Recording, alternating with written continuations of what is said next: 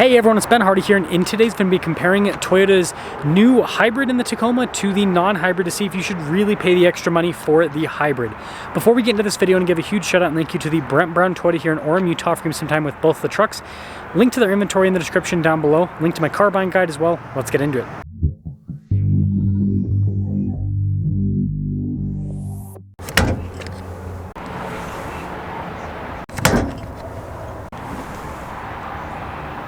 So powering the standard Tacoma is a turbo 2.4 liter 4-cylinder that goes through an 8-speed automatic transmission.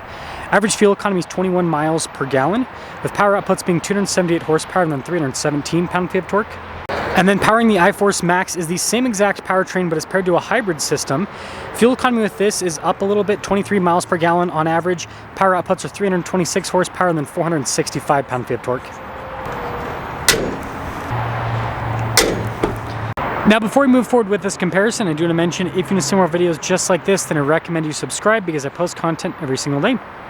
So I'm going to quickly go over the differences with these two trucks because there are a few. The biggest difference between hybrid and non-hybrid is the air dam. So these are both Tier D off-roads, but you notice with the hybrid, you've got that big air dam at the bottom. The non-hybrid, you don't. You can obviously take off the air dam. That's probably the first modification that most people will do on their hybrid Tier D off-roads. But everything else is the same, like your tires and wheels are the same. You can see you've got the same unpainted fender flares.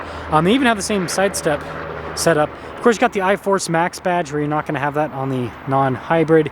And then in the rear, the suspension setup.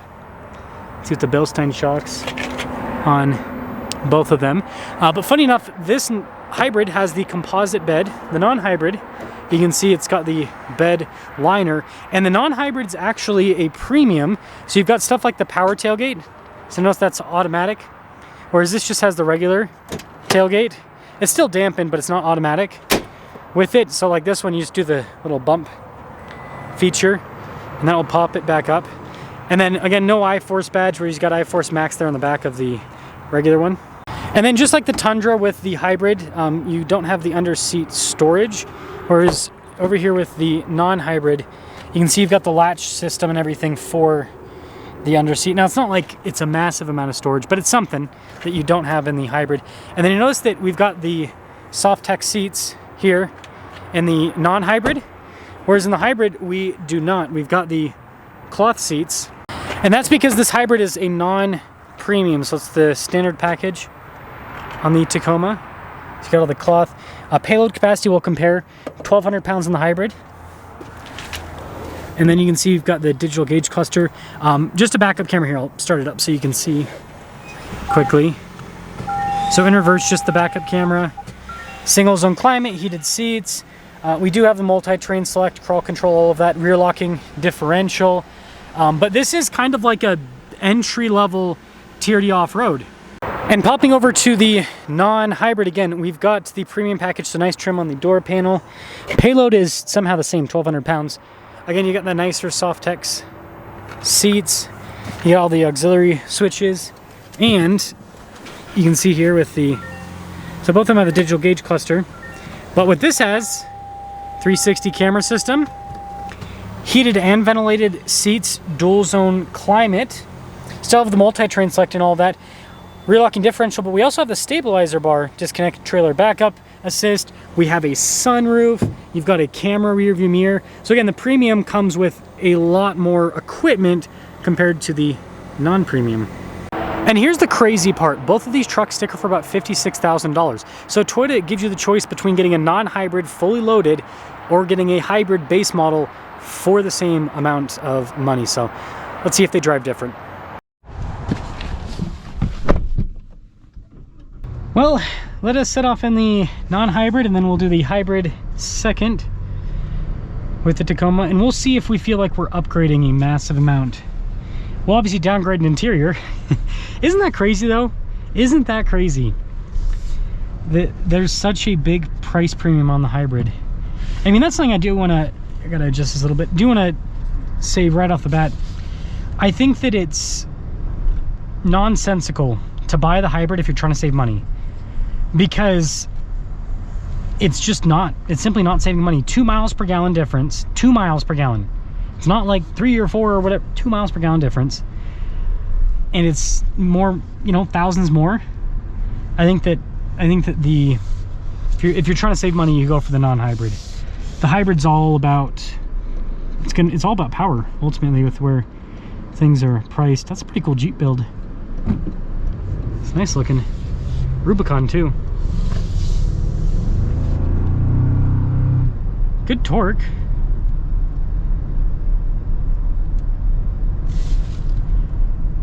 Yeah, I will see the difference, but I drove that hybrid earlier today and I can already kind of visualize everything here power wise with the difference. But yeah, the ride's nice. I will say these soft tech seats are pretty fancy pants. It's a nice setup. That is one of the nice things about the premium is, I mean, it is a big upgrade. Price wise, it's like $4,600 I think. But I mean, this has a 360 camera, heated and cooled seats. You get heated seats in the other one. So cooled seats, you gain 360 camera, wireless phone charging pad. The steering wheel's nicer too. I'll double check in the other one. The sunroof, I don't really care for that, but some people care for having a sunroof. Camera rear view mirror, it's kind of a nice feature to have. It just gives you a lot of nice premium options. And the seats, they are a little bit more comfortable. So I think the premium package is a pretty good value, and that's why a lot of people will get the premium package when they get a Toyota, just because of what it offers at the price point that it offers it at. So what I think I've discovered here is that the new Tacoma with the standard engine, it drives well. And a fully loaded Tacoma is a nice truck. It's got a lot of features. And again, this has the stabilizer bar disconnect and everything, so this is capable off-road. Yeah, that torque's good. But yeah, this is very capable off-road.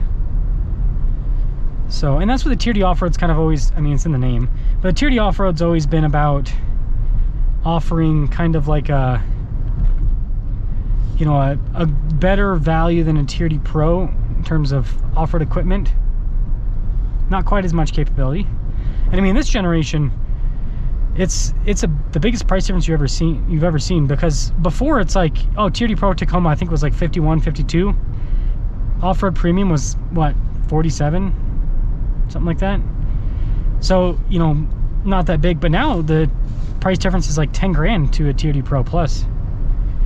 So the value of the Tier D off-road compared to the Pro is a lot bigger value play. So overall, the steering powertrain, it's nice. It's better than the third gen in terms of acceleration and fuel economy and all that. So let's see if the hybrid really feels like an upgrade. And hybrid. I will say those soft tech seats are definitely more comfortable than these ones. These ones aren't bad. Man, those people blasting the AC. Yeah, these seats aren't bad, but the soft techs are definitely more comfortable. So there is definitely a benefit going the premium. I can already tell a difference in the parking lot. And it's weird. It seems like there's a bigger difference with the hybrid, non-hybrid Tacoma versus the hybrid, non-hybrid Tundra. But yeah, there's just way more shove right off the bat.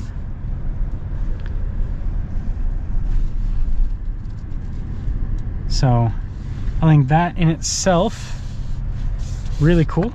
Big benefit.